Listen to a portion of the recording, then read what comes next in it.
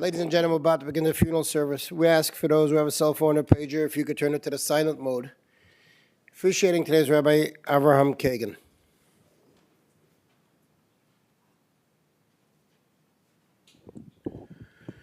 We're gathered today to pay respects and honor the life of Roberto Muller, Shalom Aryeh ben Yosef.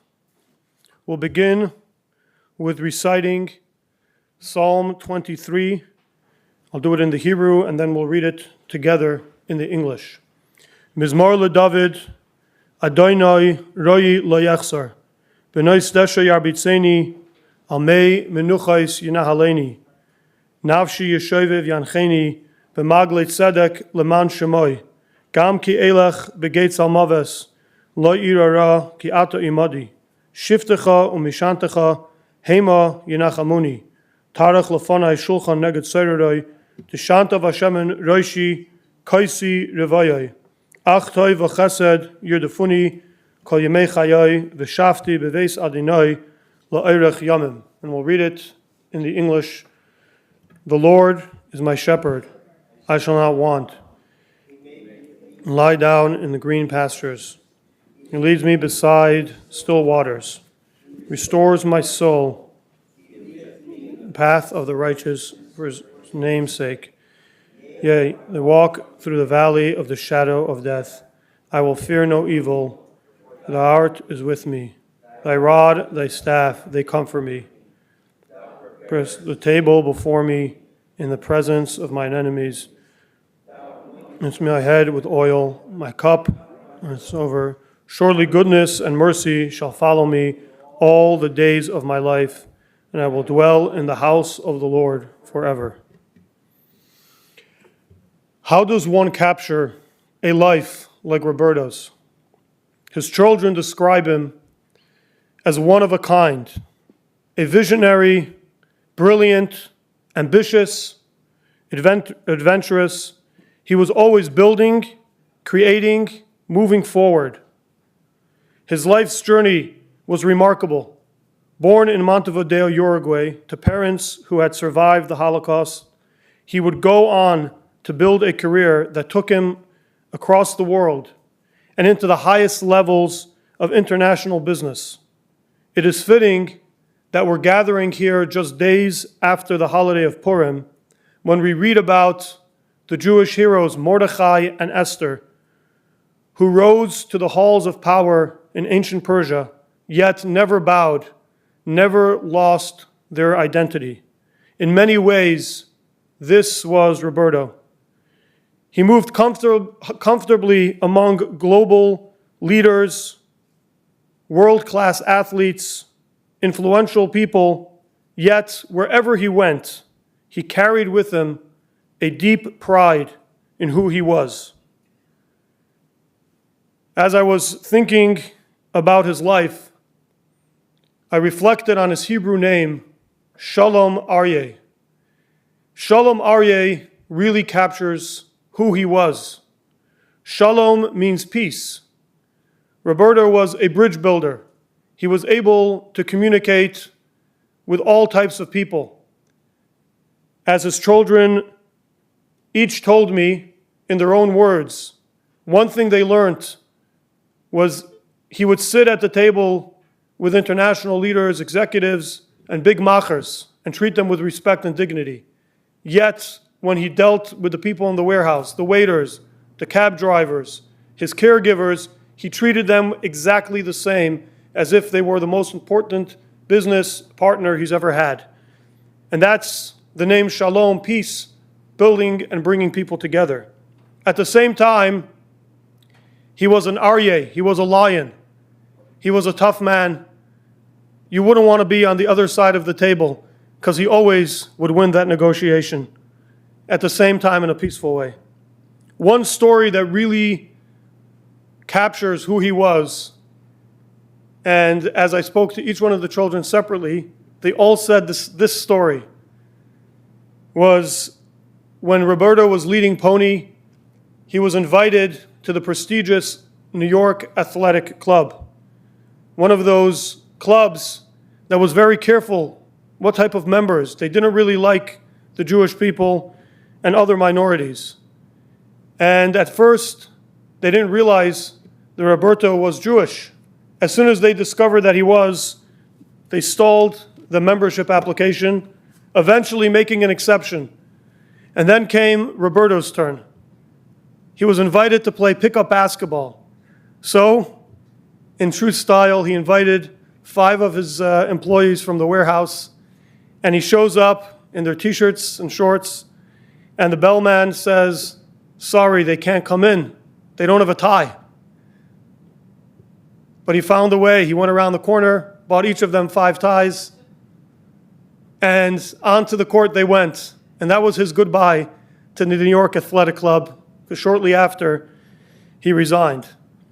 But that was who he was. Never one to shy away from his identity, never one to allow people to belittle those around him and those who helped him. His professional life reflected the same drive and vision. After studying his engineering textile degree at Leeds University, he went on to lead Levi's in Latin America.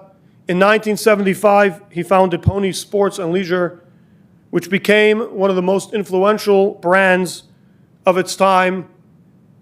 Those who know call him the father of the sneakers, together with Phil Knight and many of the other greats. He signed on athletes, and he did the same when he later became the president of Reebok, where he transformed that company into a global competitor, signing on Shaquille O'Neal, who became a dear family friend, and even got to spend Shabbos dinners and Passover Seders. And then he went to build a sports broadcasting platform across Latin America. But I think his story goes beyond his business accomplishments. He was a deeply curious man who loved reading. He devoured books and newspapers. He loved ideas, loved to travel, loved conversation, and encouraged his children to do the same. His Jewish identity was never hidden. It was something he carried proudly and at all times. It was at the center of his life. Being a proud Jew and a lover of Israel was who he was. And at the center of all of this was his dear family. He shared 54 years of marriage with Diana. The children describe them as partners in every sense, spirited, competitive at times, yet deeply respectful of each other's intellect and accomplishments. Even during his busy career, he always took the time to be there in his children's lives. He stood on the sidelines of Karina's soccer games, cheering with all his energy. He went wherever it was to see Alex rowing, and he would get drenched in the rain while watching Danny play college football. He was there, and when he was there, he was nowhere else. He was all in. His pride in his children and grandchildren was unmistakable. Just 2 weeks ago, in a personal moment, I was visiting Roberto with Daniel, and we were putting on tefillin. And when we asked Roberto, who was extremely weak, can barely say any words, if he would like to put on tefillin, he let us know that he did want to. And we gently put on tefillin, and we began to say the Shema. And to our surprise, Roberto repeated some of the words of the Shema with his last strength. He knew the Shema. It was in his core. The smile he had seeing Daniel wear the tefillin, seeing Isla walk in the room, hearing about the other siblings and the grandchildren was unmistakable in that moment. And it reminded me this is who he was. At his very core, with all his business success, it was about family.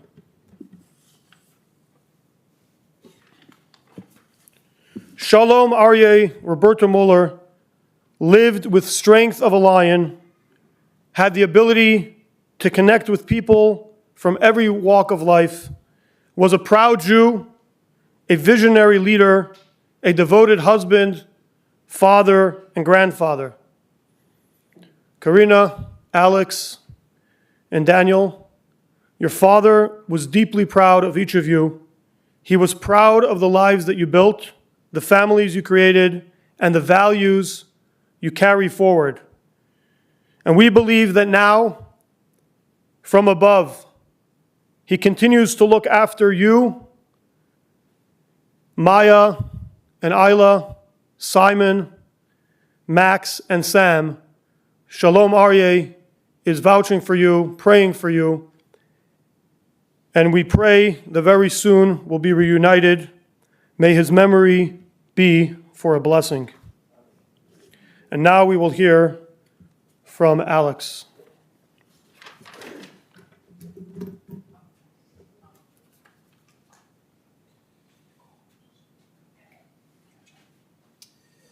Okay. Hey everybody, and shalom, chevre, b'Israel. Hola a todo el mundo que está en Argentina o en otros lugares, Uruguay. Esto lo voy a decir en inglés, but don't worry, everyone's got Google Translate. Okay. So what we're going to do is give a little bit of a biopic here, and I'm going to start in the 1930s and go roughly to the 1960s, and then let Karina and Danny will give you the more modern times. So it's the 1930s, it's pre-World War II, and they're living in a town called Prestov. We're going to start the story with my great-grandfather, Simon Muller. Also my child's named Simon, and it's very important. We actually, I'll explain in a bit. So it's in the 1930s. Simon's family is very well off. They own a brewery, and they are the benefactors of the local synagogue in Prestov. If you're ever wondering why our last name is Muller, and you've ever had Miller High Life, it's not all that different.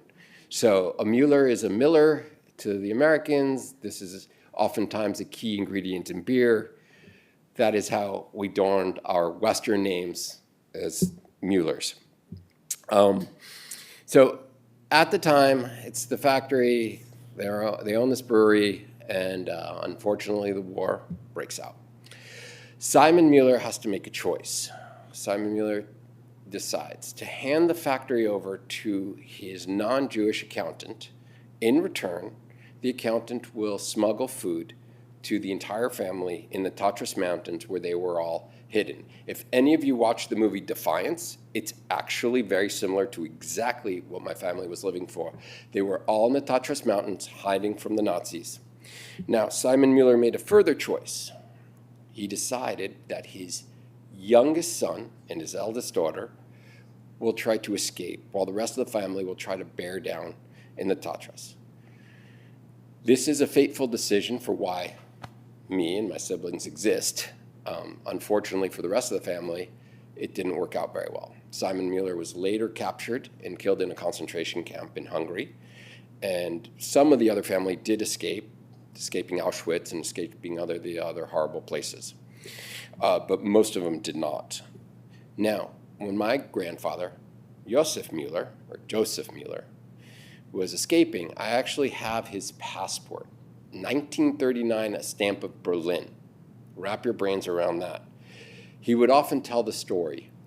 Okay, so aside, forget my bar mitzvah done. I was a bad kid. My grandfather took me out in the Catskills. The only time I can get to not study Hebrew is if I could ask about the family history. So I asked a lot about the family history. So he escaped, and he escaped with a lot of guilt because at that moment in time, the Nazis entered the train and they pulled off all the Jewish names. Goldstein, Rubenstein, Goldberg, all the German Jewish names you could think of. But when they came to Joseph Muller, they did not name his name, nor his sister's name. And they were able to escape. And it's something that will start to shape some of my father into the future. Now, on the other side of his family, my grandmother, she wasn't from a podunk town in Slovakia, as she liked to remind us. Even though they were wealthy in a podunk town in Slovakia, she was from Vienna. And my grandmother was Viennese to the core. She liked opera. I'm not going to say it this way. Let's just say she liked Europeans who weren't always Jewish, more than sometimes the Jewish ones. It was a little bit odd, but that's her way. She's 15 years old, and obviously one of the first places the Nazis went to is in Austria. So they had to escape in a hurry. They escaped to Hungary, and if you've ever been to Budapest, Hungary, you'll know that there's a park there. It's a center island park. Some people say they were in Yugoslavia, but she told me she was in Hungary, so I'm going with her story. They were on the park bench. She was 15 years old. Her mother was there.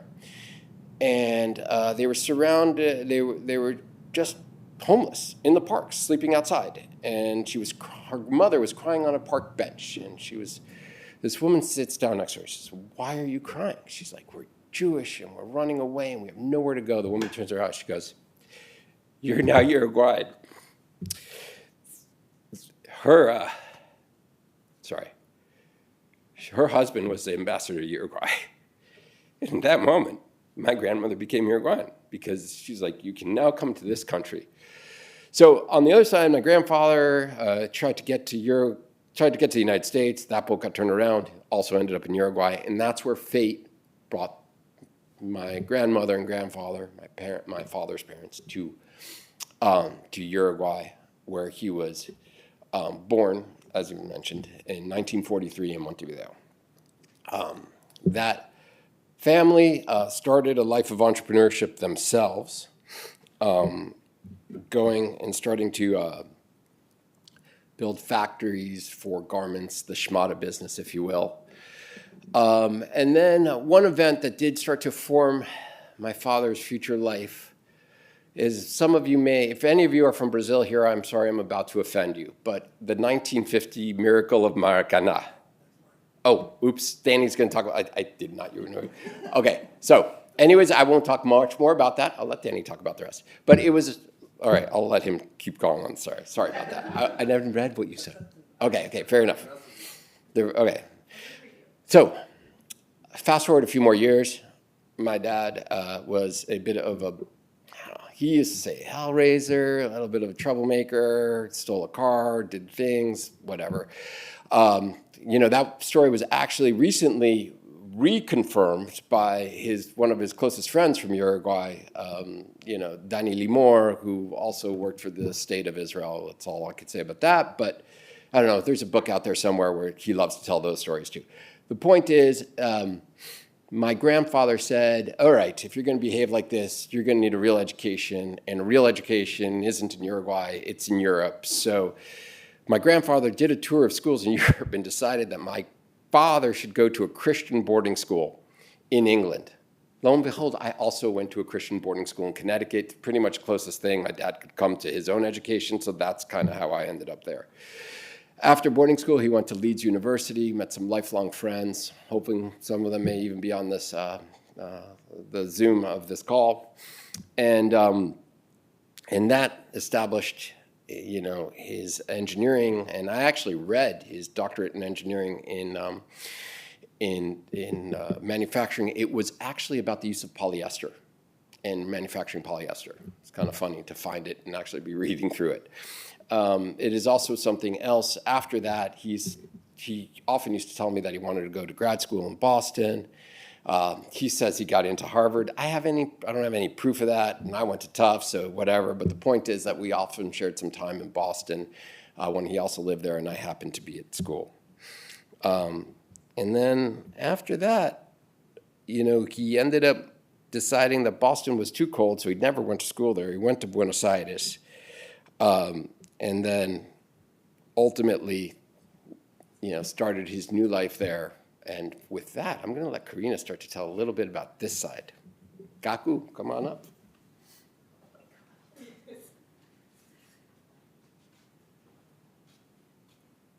Hi, my brother has a way with words, huh? Good. Just to be clear, according to his story with Boston, he was being drafted because of the Vietnam War. And so the way he told it was that he was avoiding being drafted. And so he actually went back to Montevideo. It's the truth, though. So he ended up back in Montevideo, to which he got incredibly bored because it was very small for him after coming from England and all of that. So he ended up taking a job in Buenos Aires, and I'm not sure if they're listening, but they're best friends, Hilda and Ronnie. So my father's two best friends from childhood in Uruguay were Ronnie Katz and Danny Limor. And Ronnie was shipped off to Germany to study, and my dad was shipped off to England, but they still remained best friends when they came back. What the story my brother would like you all to know is that then Liliana Goldschmidt called my dad and Ronnie in Buenos Aires and said, I need you to go pick up these two girls to bring them to my party. And so then the idea was my dad was going to date my mom's friend, and my mom was going to date my dad's friend. Except that then my dad's friend and my mom's friend liked each other more. So when they got to the party, my parents were stuck together. And the truth is, my mother couldn't stand him. She thought he was a snob and very arrogant, and from England, coming from British boarding school and university and blah, blah, blah. And she was like, I want no part of you. So she literally walked away. And he pursued her till he got her. One of my other favorite stories of our grandmother and our parents is as the rabbi said brilliantly, they were very much soulmates and they very much loved each other, but they were very competitive too. That was a fact about them. And in one of the moments they broke up, my father went back to Montevideo and was complaining to his mom, and my mother went to the beach in Argentina and won a bikini contest. And she was very proud of this. And my dad found out and quickly ran back to Argentina and actually went to the beach resort and pulled my mom back. He swears this never happened. My grandmother told me the story, his mother, so I believe that it actually happened. And then obviously the rest is history. They got married and they started their life in Buenos Aires and had Alex and I, and then dragged us to the United States. There's a few things I said in my conversation with the rabbi that I would like to say about my dad. And that's, he was about quality more than quantity. And in the toughest of moments, he was always there. He was definitely not perfect. And he would have told you he wasn't perfect. He wasn't a perfect husband, he wasn't a perfect father, he wasn't a perfect anything. But when you needed him, he was there. And he was present. And he was all in, he was all heart. And whether I did something stupid or irresponsible or silly or my brothers did, which there was a lot of, guys, so don't let us believe you. Simon, there was a lot of that. Don't let your father fool you. There was always the ability to pick up a phone, and he didn't criticize, and he didn't judge. He was like, okay, what do you need? I got you. Whether it was when, whatever it was we wanted to do, he was there, and he was all in and all heart and present. And that's how I choose to remember him. And I would like to remember him and continue to tell his stories to Simon and Maxie and Sammy, and I think he'd be very proud of my brothers because they really exemplify that as fathers to their kids. And I know that their kids can always count on them like we could always count on him.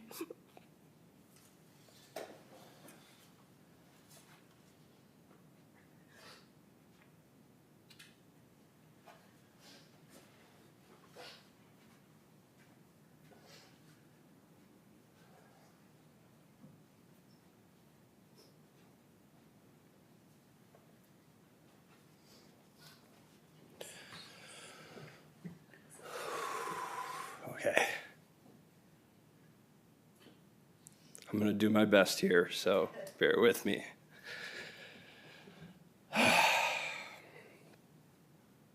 Thank you, God. Alex, that was beautiful. Really amazing. Okay. Thank you all for being here. It means the world to me. Our family and our father. I apologize ahead. This might be lengthy, but I have a lot to say. So just hang in there with me. As many may know, the last few months have been extremely difficult. We've been in and out of the hospital. My father's decline was more rapid than expected after a fall he had in November, December. I say this mainly with immense gratitude to the people that looked after him, Isla, Karina, Annabelle, Isleka. You guys went above and beyond, always answered the call, and I'm forever grateful for that. Now that's the last time I'll mention his difficulties. In typical Roberto fashion, I demand you focus on a life movies would be jealous of, a career for the ages, and a man that trailblazed for generations to come. My father, as Alex Karina said, my father was born in a tiny country in South America called Uruguay. And just like him, this country always punches above its weight. He loves soccer, football, soccer. We all do.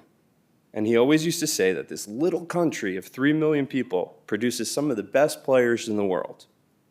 The Uruguayan team is known for tough defense, leaving it all on the field, and taking losses pretty harshly, as I do as well. Reflecting now, he wanted us to embody this attitude in life. Embrace the underdog, but give it all at all times. A story I used to ask him to tell me about all the time growing up was the story of Maracanazo, which is what Alex was going to talk about as well. In 1950, the World Cup was in Brazil, and Carlos, I saw you, I'm really sorry. Carlos is Brazilian. Brazil was a heavy favorite. Uruguay somehow managed to make it to the final against Brazil as a massive underdog. The final was played at the famous Maracanã Stadium, the largest stadium in the world, spectated by over 200,000 people, the most ever in a sports event. Brazil took the lead in the second half to go up 1-0. And after the goal and frenzied celebration from 200,000 people, the Uruguayan captain, it's the most random things. Obdulio Varela, he would always say, Obdulio Varela, grabbed the ball from the goal instantly, pulled together all of his teammates while the stadium was going crazy, and said, now's the time to win. Uruguay equalized midway through the second half and scored to go up 2-1 with 10 minutes remaining in the game. Uruguay won the World Cup, and it's still known as one of the, if not the biggest upset in all of sports history. My father said he listened to it on the radio as an 8-year-old and celebrated in the streets of Uruguay for days after the victory. He told me this story again just a week ago. My father's upbringing was formed by his early experiences in Uruguay. He loved the beach, the sun, dancing, talking politics, but his love for Uruguay was only ever superseded by one thing: his dedication to Israel and the Jewish people. He was involved with many Jewish groups, always made visiting a priority. We would go every year. He would tell us about his family's legacy in Austria and Slovakia, and in 1999, we went on a family trip to visit where we came from. He was beaming with pride, showing us around Vienna and Prešov, the synagogue, the distilleries, the houses, highlighting the education, businesses, impact our families had had in Europe. He heavily resented what the Holocaust did to our family. He wanted us to focus on not being weak, being strong Jews, prioritizing pride in our heritage and supporting Israel wherever possible.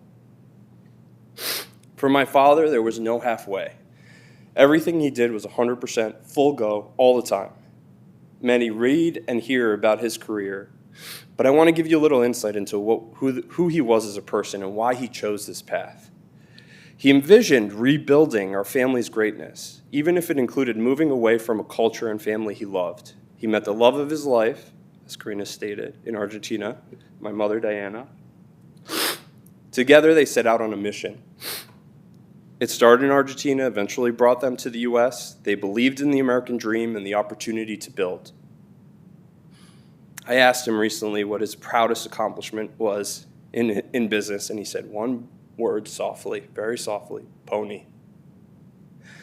He did many great things, but starting a sports brand that would go on to compete with the likes of Nike and Adidas was a highlight for him and to all of us. To this day, when I bring up to people, they always go, I remember Pony, right? Wow, that's so cool. Always. I had baseball cleats, football cleats, or favorite player. He set an early example for us, creating value, building, working as a team. We wouldn't know it then, but he would pass on the desire and the goal to be entrepreneurs at a very young age. Never settle for the status quo. Always push the limits of what's possible. As many know, I came later, a lot later. I was shy, chubby kid. He doted on, but was tough on me nonetheless. At my soccer games, as a rabbi mentioned to Garita, but at my soccer games, he'd run up and down the sideline, yelling at me louder than the coach would yell at the whole team. We would joke that I started playing American football because at least I had a helmet, so I couldn't hear his yelling.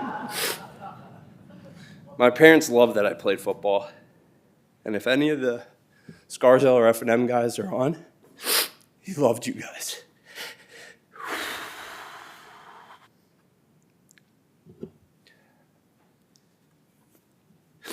They loved America. True patriots. Everything about what this country gave them. They came to every game, no matter what, anywhere it was. My favorite memory of those days was my senior year in college. We had some awful weather. I mean, sopping wet. Torrential downpour, 7 games. Your cleats would fill up. That squishy sound, if any of you guys know. No matter how bad the weather got or how wet it was, he refused to move them in the stands. There'd be like 3 people in the stands. He would never move. After the game, he'd come up, give me a huge hug and a kiss, and tell me he's proud. I played great. One day, I was in the head coach's office for a meeting, randomly, and he had a new photo on the wall, right down the line of scrimmage. You could clearly see me sticking out with my hand on the ball as the center, pre-snap, and right behind the line of the scrimmage was my dad in the stands. Huge picture in the coach's office. One of the only people in the stands. Him and I had a special bond.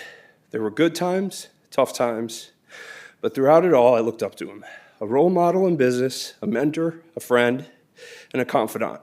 We love sports, cars, watches, women, current events, business, travel, family, Judaism, and Israel.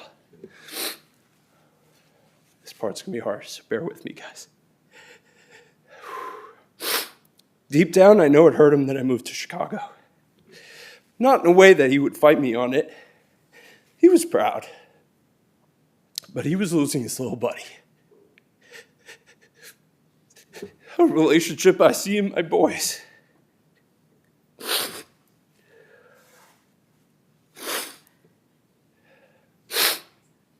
I took Max to Shabbat services yesterday to say Kaddish. Thank you, Rabbi.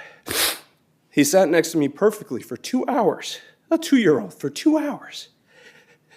He played with my tallis, and every time I asked if he was okay, he would nod and smile.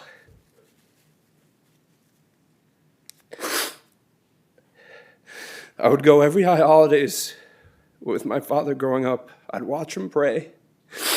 I'd play with his talit, and I'd see how important it was to him. I think Bobby was there with us yesterday, smiling, put on a nice tie, looked elegant, just like him. I took my son to services. One of his last words he said to me was, "Make us proud." I hope I did. I hope I will. And our family will grow and prosper. Thank you, Ba, for being one of a kind, for giving me a great life, for impacting so many lives, and for being so authentically you. Thank you.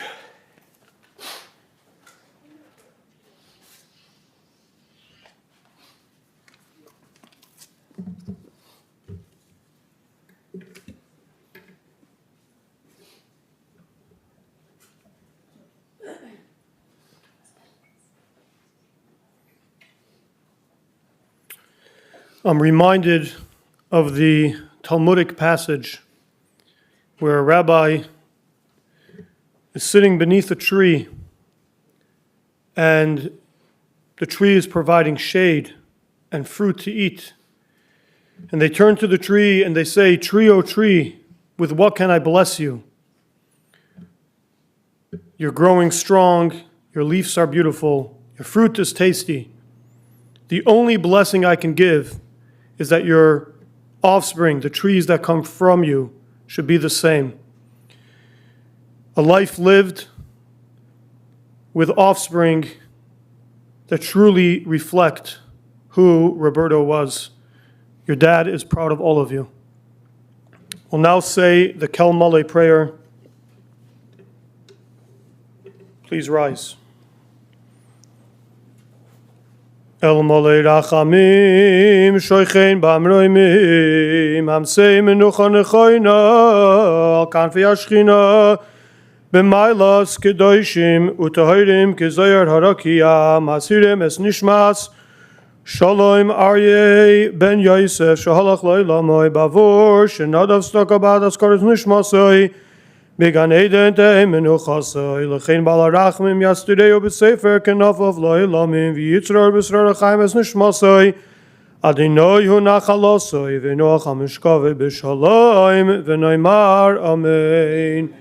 O God, full of compassion, Thou who dwelt on high, grant perfect rest beneath the sheltering wings of Thy presence among the holy and pure who shine as the brightness of the firmament unto the soul of Roberto Muller, who has gone on to eternity. Lord of mercy, bring him under the cover of Thy wings, and let his soul be bound up in the bound of eternal life. Be God's possession, and may he repose, be peace. Amen. Just moments before Roberto passed, we had the opportunity to sing with him the song that he sang at the Kotel on his last journey to Israel. And we'll now sing that together. Avinu Malkeinu, Chaneinu Vaneinu,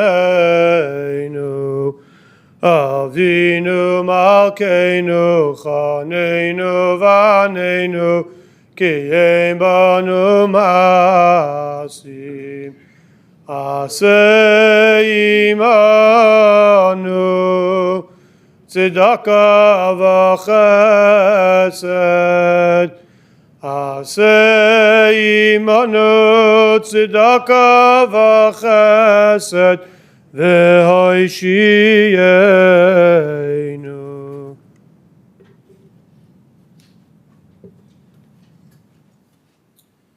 This concludes the service at the chapel. The family will be together today from 3 to 6 p.m. The interment will be in Israel, most likely Tuesday evening. Some of the family members will be going, and then they'll be coming back. This concludes the service here. The family requested more contributions to Chabad Uruguay Social Services, Chabad of River North, or Friends of the IDF. That information is on the service folder they received when they arrived here, or it's on the website that you joined the live stream. Please rise as the family leaves the chapel. And again, the family will be together at the Muller Residence, 2134 West Melrose, today from 3 to 6 p.m.